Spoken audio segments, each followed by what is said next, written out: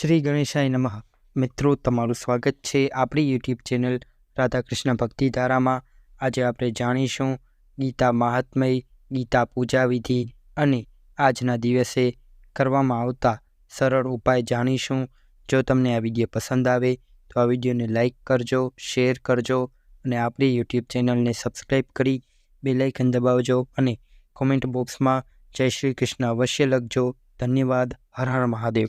નમસ્તે મિત્રો, આજે આપણે ગીતાજી વિશે થોડી જાણકારી મેળવીશું અને ગીતાજીના પાઠ કરવાનું શું મહત્ત્વ છે એની પણ થોડી જાણકારી મેળવીશું. ગીતા એટલે આપણા જીવનમાં ઉઠતા દરેક સવાલોનો જવાબ. ગીતામાં ભગવાન શ્રી કૃષ્ણએ આપણા સાંસારિક જીવન તેમજ જ્ઞાન વૈરાગ્ય જીવનના દરેક પ્રશ્નોનો જવાબ આપેલ છે.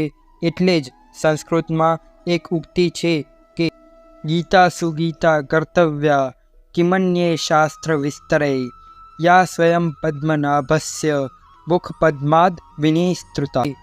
એટલે કે એમ કહેવા માંગે છે કે બધા જ શાસ્ત્રોનો સાર ગીતાજીમાં આવેલ છે, તો બધા શાસ્ત્રોને ભણવાની શું જરૂર છે. કુરુક્ષેત્રની અંદર ભગવાન શ્રી કૃષ્ણએ અર્જુનને જ્ઞાન આપ્યું હતું. એ જ્ઞાન એ જ શ્રીમદ્ ભગવદ્ ગીતા. શ્રીમદ્ ભગવદ્ ગીતાની અંદર 18 અધ્યાય આપેલા છે અને 700 શ્લોક આપેલા છે. ભગવાન શ્રી કૃષ્ણએ એમાં સાંખ્ય યોગ, કર્મયોગ, ભક્તિ યોગ જેવા અનેક યોગ તેમજ કર્મના 2 માર્ગ પણ બતાવ્યા છે. ભગવદ્ ગીતાના મહત્ત્વના શ્લોકો અને તેનો અર્થ પણ આપણે જાણીશું. ગીતા ગંગા ચ ગાયત્રી સીતા સત્યા સરસ્વતી બ્રહ્મ વિદ્યા બ્રહ્મવલી ત્રિસંધ્યા મુક્તિગેહિની અર્ધમાત્રા ચિદાનંદા ભવંતી ભયનાશિની વેદત્રી પરાનંતા તત્વાર્થ જ્ઞાનમંજરી ઇત્યેતાની જપે નિત્યમ નરો નિષ્ફલ માનસમ જ્ઞાનસિદ્ધમ લભે છિદ્રમ તથાંતે પરમ પદમ. આ શ્લોકમાં ગીતાજીના 18 નામનું વર્ણન કરવામાં આવ્યું છે. ગીતા ગંગા, ગાયત્રી, સીતા, સત્યા, સરસ્વતી, બ્રહ્મવિદ્યા, બ્રહ્મવલી, ત્રિસંધ્યા, મુક્તિગેહિની, અર્ધમાત્રા ચિદાનંદા, ભવંતી ભયનાશિની, વેદત્રયી પરાનંતા, તત્વાર્થ જ્ઞાનમંજરી છે. કર્મણ્યેવાધિકારસ્તે મા ફલેષુ કદાચન મા કર્મફલ હેતુર્ભુર્મા તે સંગોસ્ત્વ કર્મણિ. આ શ્લોકમાં એમ કહેવામાં આવ્યું છે કે મનુષ્યને પોતાના કર્મ કરતા રહેવું જોઈએ. નૈનમ છિદ્રંતિ શાસ્ત્રાણિ નૈનમ દહતિ પાવકઃ ન ચૈનમ કલેદ્યંત્યાપો ન શોષયતિ મારુતઃ. પરંતુ ક્યારેય ફળની આશા રાખવી ન જોઈએ. આ શ્લોકમાં એમ કહેવામાં આવ્યું છે કે આત્માને ન તો કોઈ શસ્ત્ર કાપી શકે છે, ન તો કોઈ આગ બાળી શકે છે, ન તો કોઈ પાણી ભીંજાવી શકે છે, ન તો હવા એને. યદા યદા હિ ધર્મસ્ય ગ્લાનિર્ભવતિ ભારતઃ અભ્યુત્થાનમ ધર્મસ્ય તદાત્માનમ સૃજામ્યહમ. સુકાવી શકે છે, કારણ કે આત્મા તો અમર છે.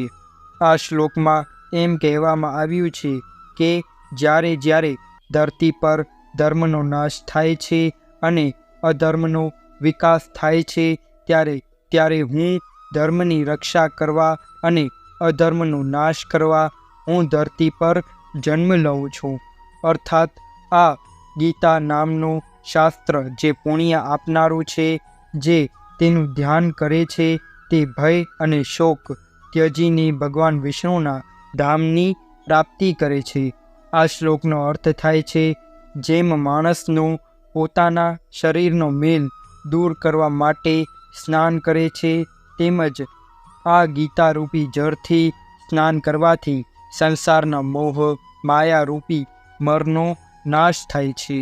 આ શ્લોકનો અર્થ થાય છે, બધા જ ઉપનિષદો, વેદ તેમજ બધું જ જ્ઞાન એ ગાય સ્વરૂપ તેમજ એને દોહવાવાળા ભગવાન શ્રી કૃષ્ણ અને પાર્થ એટલે કે વાછરડું. એને સાર બુદ્ધિવાળા માણસો એ ભક્તો બને અને જે વસ્તુ ઉત્પન્ન થાય એ શ્રીમદ ભગવદ્ ગીતાના નામથી ઓળખાય છે. આ મહાત્મય પરથી એવું જાણવા મળે છે કે દરેક શાસ્ત્ર અનુસાર દરેક ગ્રંથનું, દરેક પુરાણ, દરેક વેદ ઉપનિષદનો સાર શ્રીમદ ભગવદ્ ગીતામાં આવરી લેવામાં આવ્યો છે. માટે શ્રીમદ ભગવદ્ ગીતાનું અધ્યયન કરવું આવશ્યક બની જાય છે. ગીતા નામનું ગંગાની જેમ પાન કરી લઈએ તો આપણને પુનર્જન્મ લેવાની જરૂર થતી નથી. આપણને મોક્ષની પ્રાપ્તિ થાય છે. ગીતા ગંગોદક પુનર્જન્મ ન વિદ્યતે. આ પંક્તિથી અહીંયા સાર્થક થાય છે. માગશર સુદ 11 એટલે કે આજના દિવસે જગતગુરુ ભગવાન શ્રી કૃષ્ણના સ્વયં મુખે ગીતાજીનું અવતરણ થયું હતું. ત્યારથી આજના દિવસે ગીતા જયંતીનો પાવન પર્વ મનાવવામાં આવી રહ્યો છે. ગીતા એ તમામ હિન્દુ ધર્મના ધર્મગ્રંથ તરીકે આજે પણ પૂજવામાં આવે છે. કોઈ પણ હિન્દુ ધર્મ કે દેવી દેવતાઓમાં આસ્થા ધરાવતો ભાવિક તેના જીવનકાળ દરમિયાન ગીતાના જ્ઞાનનું તેમજ જીવનમાં અનુકરણ અને તે મુજબની જીવન પદ્ધતિ જીવી શકાય. ગીતા સમગ્ર વિશ્વનો એકમાત્ર ધર્મગ્રંથ છે કે જેની જન્મ જયંતિ ઉજવવામાં આવતી હોય છે. ગીતાજીનું મહત્ત્વ એટલા માટે પણ વધારે છે કે તેમનું અવતરણ જગતગુરુ શ્રી કૃષ્ણના સ્વયં મુખે થયેલું છે, જેને લઈને પણ હિન્દુ ધર્મમાં આસ્થા ધરાવનાર ભાવિકો ગીતાજીને આદર્શ ધર્મગ્રંથ માની રહ્યા છે. મહાભારતનું યુદ્ધ શરૂ થાય તે પૂર્વ જ અર્જુનને વિષાદ થયો. ત્યારે ભગવાન શ્રી કૃષ્ણએ અર્જુનને કર્મ અકર્મ, ધર્મ અધર્મની સમજ આપી તેના વિષાદને અને ભ્રમને દૂર કર્યો. એટલું જ નહીં, જીવનમાં સુખી અને સફળ બનવાનો ઉપદેશ આપ્યો. શ્રી કૃષ્ણએ અર્જુનને જે દિવસે આ જ્ઞાન આપ્યું તે દિવસ મોક્ષદા એકાદશીનો હતો. માગશર સુદ એકાદશીની તિથિ જ મોક્ષદા એકાદશી અને ગીતા જયંતી તરીકે ઉજવવામાં આવે છે. સનાતન ધર્મમાં ભગવદ્ ગીતાને પવિત્ર ગ્રંથ મનાય છે. સર્વપ્રથમ ભગવાન શ્રી કૃષ્ણએ જ તેમના સખા અર્જુનને ગીતાનું જ્ઞાન આપ્યું હતું. આ ગ્રંથમાં જીવનનો સંપૂર્ણ સાર દર્શાવવામાં આવ્યો છે.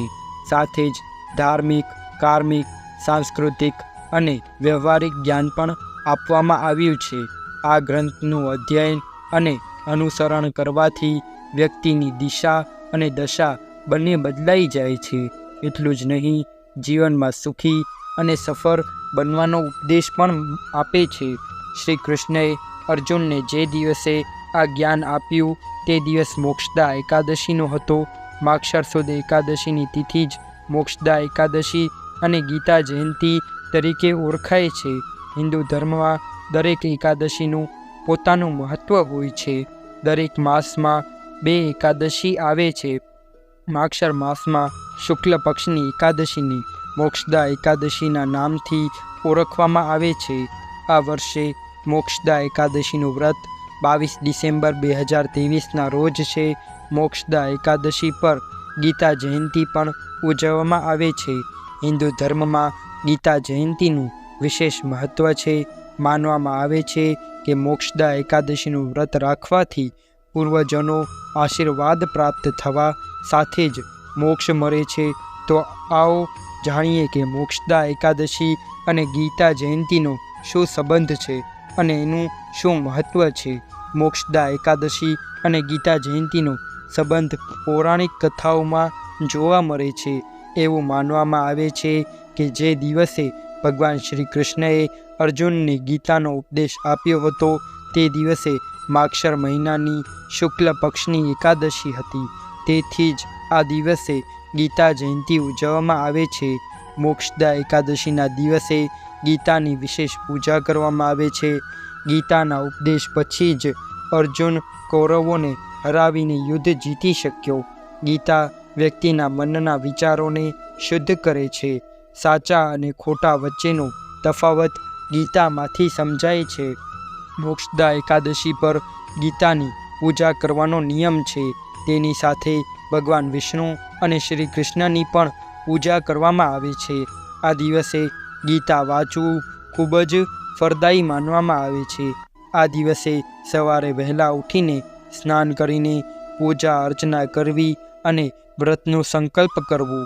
પૂજા સમયે ભગવાન શ્રી કૃષ્ણને ધૂપ, દીપ, ફૂલ વગેરે અર્પણ કરો. તેનાથી શ્રી કૃષ્ણની કૃપા રહે છે. આજે ગીતા જયંતિ પર કરેલો આ સરળ કામ પ્રાપ્ત થશે શ્રી કૃષ્ણ અને લક્ષ્મીજીની કૃપા. એક માન્યતા અનુસાર ગીતા જયંતિના દિવસે પીળા રંગના પુષ્પથી ભગવાન શ્રી કૃષ્ણની પૂજા કરવાથી ધન ધાન્ય સંબંધિત મુશ્કેલીઓમાંથી મુક્તિ મળે છે અને જીવનમાં સુખ સમૃદ્ધિ અકબંધ રહે છે. ગુજરાતી પંચાંગ અનુસાર માગશર મહિનાના શુક્લ પક્ષની એકાદશીના દિવસે ગીતા જયંતિ ઉજવવામાં આવે છે. આમ તો આ મોક્ષદા એકાદશીનો દિવસ છે, પણ આ જ દિવસે શ્રી કૃષ્ણએ અર્જુનને ગીતાનું જ્ઞાન આપ્યું હતું. એ જ કારણ છે કે આ દિવસે કેટલાક વિશેષ ઉપાયો કરવાથી વ્યક્તિના જીવનમાં ખુશીઓનું આગમન થાય છે અને ભગવાન શ્રી કૃષ્ણની સાથે માતા લક્ષ્મીના આશીર્વાદની પણ પ્રાપ્તિ થાય છે. આવો આ વિશે જ વિગતમાં માહિતી મેળવીએ. દિન મહાત્મય. આજે મોક્ષદા એકાદશી એટલે કે ગીતા જયંતિનો અવસર છે. જે વ્યક્તિ આજે એકાદશીનું વ્રત રાખે છે તેને એકાદશીનું પુણ્ય તો પ્રાપ્ત થાય જ છે, સાથે જ આ દિવસે કેટલાક વિશેષ ઉપાયો કરવાથી માતા લક્ષ્મી અને શ્રી કૃષ્ણની બંનેની કૃપા પણ પ્રાપ્ત થઈ શકે છે. આ એ ઉપાયો છે કે જેના દ્વારા વ્યક્તિના જીવનની સમસ્યાઓ તો દૂર થાય જ છે, સાથે જ તેના ઘરમાં સુખ સમૃદ્ધિ અકબંધ રહે છે. આ તમામ ઉપાયો આ પ્રમાણે છે. કેળાના વૃક્ષનું રોપણ. ગીતા જયંતિના દિવસે કેળાના ઝાડ લગાવવાથી માતા લક્ષ્મીની કૃપા પ્રાપ્ત થાય છે, પણ યાદ રાખો કે આ વૃક્ષને રોપ્યા બાદ તેની સેવા કરવી ખૂબ જ જરૂરી છે અને જ્યારે તે વૃક્ષ પર ફળ બેસવા લાગે ત્યારે પહેલાં તેનું દાન કરવું. આ ઉપાય કરવાથી માતા લક્ષ્મીની કૃપાથી આપનું ઘર ધન ધાન્યથી ભરેલું રહેશે. ફળદાયી મંત્ર. ગીતા જયંતિના દિવસે સવારે સ્નાનાદિ કાર્યથી નિવૃત્ત થઈને પૂજા અવશ્ય કરો. પૂજામાં ઓમ નમો ભગવતે વાસુદેવાય મંત્રનો જાપ કરો. આ મંત્રનો ઓછામાં ઓછો 108 વાર જાપ કરવો જોઈએ. માન્યતા અનુસાર તેનાથી જીવનમાં ખુશીઓ આવે છે અને રોગ દોષ દૂર થાય છે, સાથે જ માતા લક્ષ્મીની કૃપા આપણા પણ બનેલી રહે છે. પીળા રંગના પુષ્પ. એક માન્યતા અનુસાર ગીતા જયંતિના દિવસે પીળા રંગના પુષ્પથી ભગવાન કૃષ્ણની પૂજા કરવાથી ધન ધાન્ય સંબંધી મુશ્કેલીઓમાંથી મુક્તિ મળે છે. અભિષેક. ઘરમાં સતત કલેશ કે ઝઘડા થતા રહેતા હોય તો તેવી સ્થિતિમાં ગુલાબ જળમાં કેસર મિશ્રિત કરીને તેનો શ્રી કૃષ્ણ પર અભિષેક કરવો જોઈએ. તેનાથી ઘરમાં શાંતિની સ્થાપના થશે. ગીતા જયંતિના દિવસે પૂજામાં ઓમ કૃષ્ણાય વાસુદેવાય હરયે પરમાત્મને પ્રણતય કલેશ નાશાય ગોવિંદાય નમો નમઃ. આ મંત્રનો જાપ કરવાથી કૃષ્ણ ભગવાન પ્રસન્ન થાય છે. ખીરનો પ્રસાદ. ગીતા જયંતિના દિવસે માતા લક્ષ્મીને ખીરનો ભોગ અર્પણ કરવો શુભ માનવામાં આવે છે. એ જ ખીરમાં તુલસી દળ ઉમેરીને શ્રી કૃષ્ણને પણ ભોગ લગાવવો જોઈએ. આ ઉપાય કરવાથી માતા લક્ષ્મીની સાથે ભગવાન કૃષ્ણની પણ કૃપા આપની પર બની રહે છે. મિત્રો, તમને આ વિડીયો પસંદ આવ્યો હોય તો આ વિડીયોને લાઈક કરજો, શેર કરજો ને આપણી યુટ્યુબ ચેનલને સબસ્ક્રાઈબ કરી બેલ આઇકન દબાવજો અને કોમેન્ટ બોક્સમાં જય શ્રી કૃષ્ણ અવશ્ય લખજો. ધન્યવાદ. હર હર મહાદેવ.